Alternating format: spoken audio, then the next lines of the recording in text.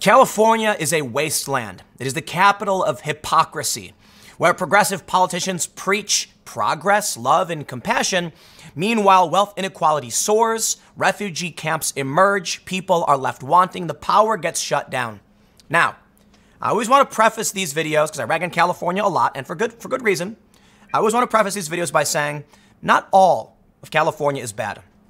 There's lush greenery, there's great mountains, there's beautiful shores, but their urban centers seem to be in a state of decay, particularly as wealth inequality expands. What you're seeing here, I have a story from the New York Times I would like to comment on. Among the world's most dire places, this California homeless camp. I looked at these photos. Let me tell you something. I've been to actual refugee camps, and these photos shocked me. I've been to actual camps where refugees have tents, have water. You know, they have these portable things where you can get soap and water and wash your hands. You've seen those things at like festivals? I look at this, and it's completely disgusting. And you know what? I don't know if you saw the video I did earlier, but probably the perfect example, we'll just jump real quick, because I did this video, Vox, to cut hundreds of freelance jobs ahead of changes in California gig economy laws. So I want to show you this story from the New York Times, and I want to contrast it with this earlier segment. How is it that these homeless camps are expanding? Well, let's take a look at some of the stories from people who ended up here. Now, you may think some of these people are just unwell, lazy, unwilling to work. Absolutely not the case. Well, actually, I'm sorry. Some of these people are, for sure. But many of these people have fallen onto hard times. And where is the beautiful, progressive, and wealthy California to come and help these individuals? Apparently nowhere to be found, because the crisis has only been getting worse. I actually worked for a nonprofit on homeless issues, I think it's now 8 or so years ago. And I look back at all this news. It's one of the reasons I care about it. Nothing's getting done. Nothing's getting solved. It's posturing. And Los Angeles and these other districts with Democratic supermajorities can't seem to do anything. One of the stories here I wanted to highlight is about a woman. Now first, look at these photos. There's people living in old, campers. I mean, that's actually really nice. Good. It's nice to have a camper, but these things are old and falling apart. People are living in old tents, and it's crazy to me because they look very much like shanty towns and refugee camps. Take a look at this. Here's an image. It says encampments counted in a recent New York Times survey. This is Oakland. All of these little dots are homeless camps. How could this be? How could San Francisco? It's the shining city on the hill, isn't it? Where the progressives preach love and compassion and forgiveness and caring. And they want to make sure they protect all of the vulnerable, marginalized people on social media. Meanwhile, the people who preach their new secular religion from atop their ivory towers are surrounded by squalor, filth, homeless camps, and people they refuse to look at or help. Let me show you the perfect example. I want you to see these photos because it's infuriating. There's a conservative activist. Maybe it's not fair to call him that. I think his name is Scott Pressler. I've talked about him before, who has made a thing out of going and cleaning up dumps and helping people. And they've smeared him saying it's a publicity stunt. Good. That's what I always say. Good. I'm glad if he's doing it all for PR to make conservatives look good, he's doing a good job of it. Because it's your state and you can't seem to get the job done. So if conservatives can do a big PR stunt supporting Trump or whatever by actually helping people, that's more negative on you than it is on them. So when you come out and say he's just doing this for press, that makes you look bad. Because you could have gotten the good press by simply helping the people who live in your state. What really infuriated me is this story. Many in the camp, this is what the New York Times says, many in the camp fled natural disasters. Kim Hansen lost her home in Northern California, to a wildfire in 2014. She later lost her job when the coffee shop she worked at burned down. And these are the kind of people you will find in some of these camps. And I want to tell you a story. When I was younger, I was in Chicago, and I had some leftover food from a restaurant, and there was an old homeless guy who was chilling, and I saw him, and I had this pizza. It was like I had like half a pizza, so I had like 3 or 4 slices left. And I was like, hey man, you hungry? I got some pizza. I just, got out of the shop. I got nowhere to put it. So, and he was like, oh yeah, man, for sure. And I handed it to him. And I asked him, I was like, hey, do you mind if I talk to you for a minute? And he was like, yeah, go for it, And so I asked him, how did you become you're homeless, right? And he's like, I am. I was like, how did that happen? And it's a sad story. He told me, I'll make it very simple because I've told this story before, but it's a very important story, especially when you see this. He used to work for, I think, I can't remember exactly where he worked for, and I want to be careful because I know this was like 16 years ago. But he told me that he had a job. He had the job for like, 15, 20 years or some really long time. But eventually, the place where he worked, where he was like a qualified skilled labor, shut down. All of a sudden, he found himself without a paycheck. And he had some savings. He wasn't destitute. He was a hard worker. But guess what? He was getting older. He was in his like 60s at that point. Most of his friends and family had moved on. He lost touch with some people because you gotta understand, this is back before this guy was growing up, before there was social media. He said his friends moved out. He lost touch, started taking care of himself. But more importantly, as he got older, his friends and his family started passing away. His family was gone. A lot of his friends were gone, and it was just him. He had his friends from his work, but when the work shut down, they all kind of lost touch. He found himself with very little money because it was an abrupt, closure. And eventually he couldn't afford rent anymore. You see, this is a guy who's in his 60s, who just lost his job, who has a very specific skill set, and now he's competing with younger blood, people who have adapted to a new era, a new market. And through no fault of his own, this guy found himself struggling in the modern labor market because he became obsolete. His company was gone. Sure enough, he eventually couldn't pay rent.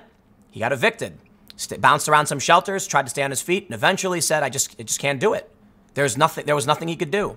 So he ended up, before he knew it, there was no one to help him out.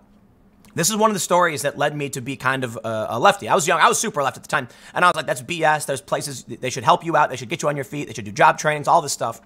And I thought, here's a guy who was of sound mind, who dedicated his whole life. He did everything right. He worked hard, and just capitalism is imperfect. And this is why I am not a laissez-faire capitalist. I believe it is deplorable that there are people who are hard workers, people with gumption and ambition, who through no fault of their own, through a change in the system, through a development in the economy, their skills become obsolete. So now they're not deserving of resources in our society. That is unfair.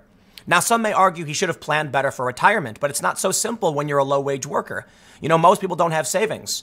So I said to myself, if this guy didn't have the ability, right? He was never the guy who was going to become the boss, the CEO, but he was a hard worker and he was a good guy. I find it detestable that he is now living in squalor, but he did everything the way he was. He was a loyal and good worker. Man, that bothered me. It bothered me a lot. I know there are a lot of people who exploit the system, but take a look at this story, and this one really, really, really got me angry. I don't know the full details behind this woman, Kim Hansen, but I want to say on the surface, this really pisses me off. She lost her home due to a wildfire. Not her fault. I don't know what the circumstances was. You could maybe say, well, she should have planned better. Well, she's living in an old trailer, and I think it is sad that due to a natural disaster and her coffee shop burning down, she finds herself in these circumstances. We have to be careful. She's now living, they say that she and her boyfriend live in a leaking 50-year-old trailer with electrical wires protruding from the walls.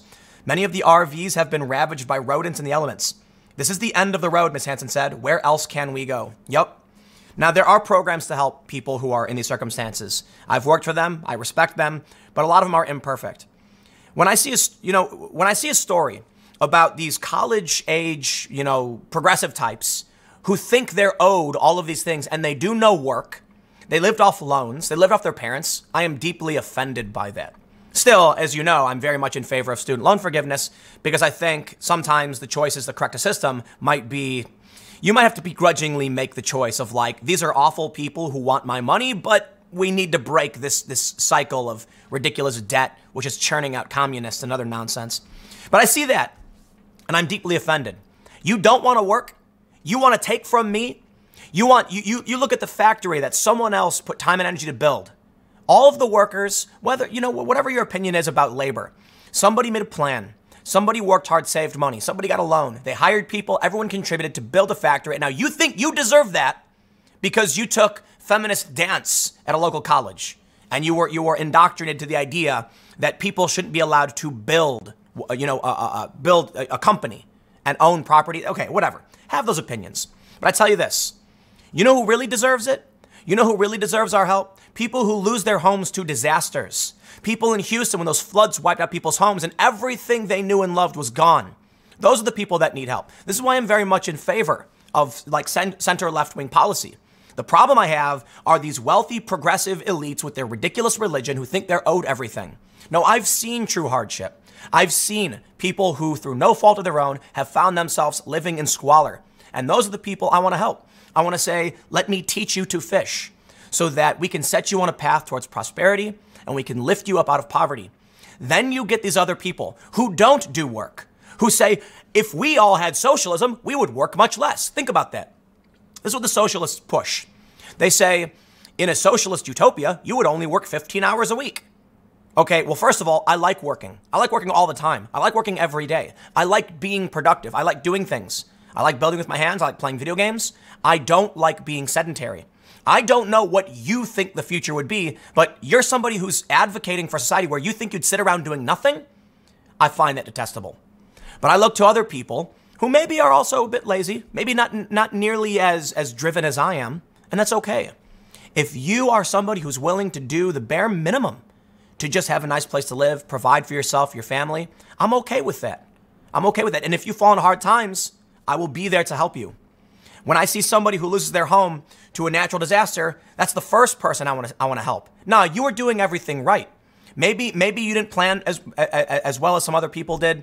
I'm sorry, but you know what? I'm going to help you out. Maybe you were unable to save up as much as other people have. Maybe other people were more fortunate. Maybe people were born with a silver spoon. Fine, whatever. The point is, if you're a good person, if you're respectful, if you're a loyal neighbor, if you're there to help, if you're minding your own business, and something happens to you that puts you in this circumstance, I want to make sure you get help. But you know what? That's not California. That is not California. They are hypocrites. Is 8 or so years ago, or maybe even 9 at this point, where I was trying to help solve this problem. And what's happened since then? It's gotten worse. We can see the camps are exploding across all of these, they're popping up everywhere. Human waste all over these cities. And what is San Francisco supposed to be? They're supposed to be this progressive bastion. Instead, this is what we get. I know I showed you this morning, but it's the perfect example of the problem. They do things to look good that destroys everything around them. You know who will not be hurt by this new law? So for those that aren't familiar, Vox Media is cutting hundreds of freelance jobs. There was one tweet I highlighted from a woman who does like blog posts and travel saying she's crying just before Christmas. She's losing her job. They're not helping these people. They're making the problem worse. They're cheering, saying Vox says a progressive victory while they burn the jobs down around them. You know what's going to happen to these people who don't have work anymore? They're not going to be able to pay their rent. Then they're going to end up in a homeless camp, and it's going to be your fault. So it's not just the natural disasters. It's these insane policies that are creating massive wealth disparities. Look at this from October. Income inequality is on the rise in California. In some counties, the disparities are extreme. Yeah, it's their laws that are doing it. I feel for these people losing their jobs, even the ones with crazy politics I don't like, through no fault of their own, to an extent, because these laws are different. Those are man-made. But a lot of people are losing their jobs. They did nothing wrong. They wrote stories, sports, sometimes politics, maybe food, travel. A lot of this work in freelance writing is like transcriptions. The government decides you shouldn't be allowed to have a job. Gone. Guess what? You're going to make the homeless camps bigger. You've got a housing crisis. The prices are too expensive. I kid you not. I looked at San Francisco and you know what I see? I see Capital City from the Hunger Games.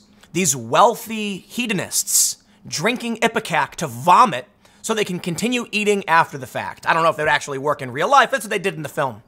They're surrounded by poverty and anguish, and they do nothing while they gloat about how it's better this way. It's better that we're in charge. No. California needs an intervention of some kind. I don't know what the deal is. But I will absolutely say, there are people who do drugs. There are people who, are addicts who are mentally ill. And those people deserve help too, right? They absolutely do. And I got to admit, within reason, because it's a strain on the system if we tried to just make everyone take care of literally everybody who couldn't take care of themselves. It becomes impossible to do.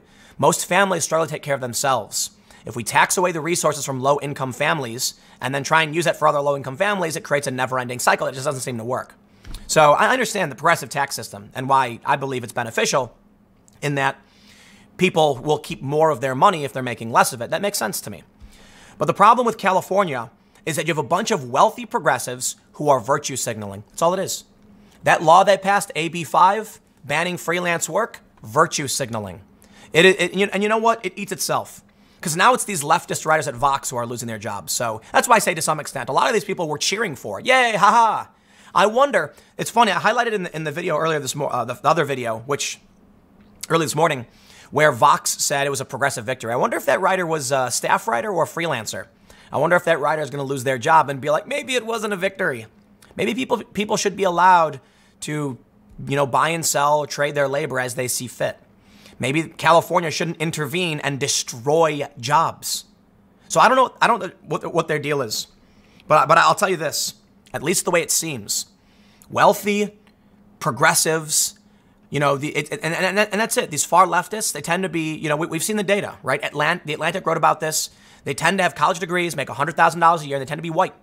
And they sit atop their, 30th floor office in SF, San Francisco, looking down on all the feces-laden streets, thinking they're better than everyone. They don't really care. They don't. Because if they did, they'd be down there in the streets doing real work. And so I'll throw it back to that Scott, I think that's your name, right? Scott Pressler? I'm getting your name wrong. I'm so sorry. But here's a guy who gets smeared for actually doing what they claim to be doing. And so I'll throw it one last point to PewDiePie. PewDiePie the other day said Twitter is people who get rewarded for saying things instead of doing things. We used to reward people who ran the fastest, who jumped the highest, who did the most work. Now it's just people who just say the most woke thing on Twitter. So here you have a dude who brings people together and says, I'm going to go do something. And the people on Twitter smear him for it. Kid you not. And so I'll leave it with this. You look bad when you posture from your armchair atop your ivory tower, mocking the Trump supporter who's cleaning up these dumps and trying to help poor areas. You look bad when you say he's just doing it for PR. You know why? Because you're just saying that for clicks. At least he actually did something. If both people, the leftists and the Trump supporter, are both just trying to get clicks, guess what? The dude actually did something. So this says a lot about what the left has become. Wealth inequality is rampant in California. Jobs are being terminated because of their insane, left-wing policies. And these homeless camps are popping up. And some of these people have lost their homes to natural disasters. And there is nothing for them. Where's all that tax money going? California is one of the highest tax places in the country. I think they have the highest state income tax. Where's all that money going? Oh, I'm sorry. They announced a bill where they're going to cover healthcare for non-citizens up to the age of 26. It is insane. This is the example of what America should not be. Okay? It is a nightmare state. It is an oligarchy. It is these massive companies pretending to care about you, where they post their woke hot take on Twitter.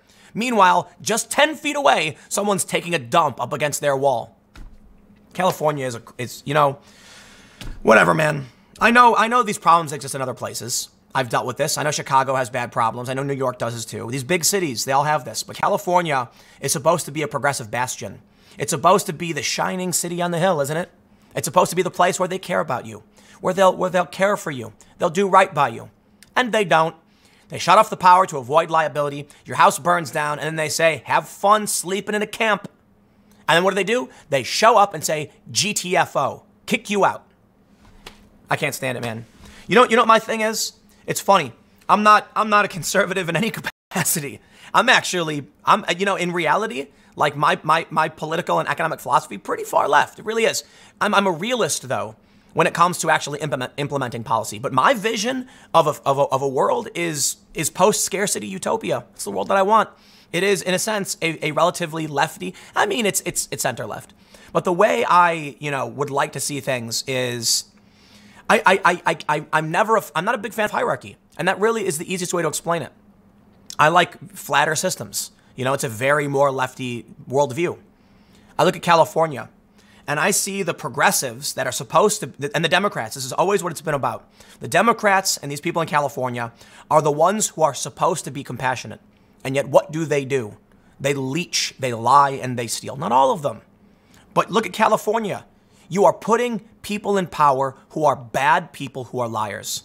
And you know what really bothers me too? I can't stand the lie that the conservative pro-lifers don't care about babies after they're born. It's a common talking point. It's like, dude, that's BS, because I grew up, when I was younger, I was Catholic up until I was like 10 or so, and then my family went to public schools. I've seen the charity that the churches have done.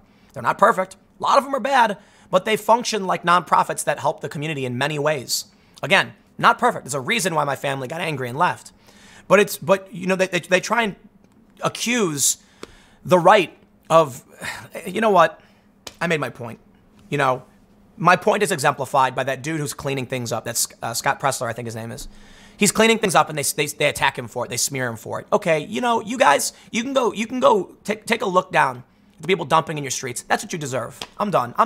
This stuff makes me so angry because I actually want to have like a nice hand holding, you know, everyone's smiling, rainbow future where everyone's happy and it's utopia. But you look to California. California is the place where they're supposed to be leading the charge towards utopia. And it is a nightmare dystopia like Capital City from the Hunger Games. I'm done. I'll see you all at 4 p.m. on the main channel, youtube.com/Timcast. Thanks for hanging out.